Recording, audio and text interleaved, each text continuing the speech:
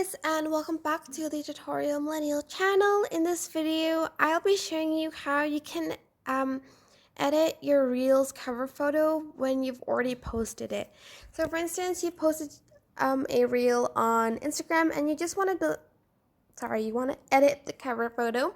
Go to your profile and go to Reels. Click on the Reels you want to edit. Press these three dots and choose Edit. And here you are going to click on Edit again on the sort of cover. And you can either choose from the video or you can even add from gallery.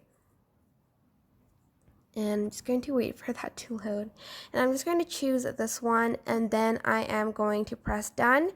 Click on the check mark button, and after that your Reels cover would have changed by then. As you can see, if I go back, that is my Reel cover now.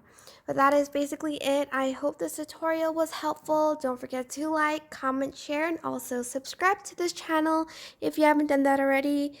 If you have any questions, just leave it in the comment section down below and I will try my best to answer them all. Thank you so much for watching.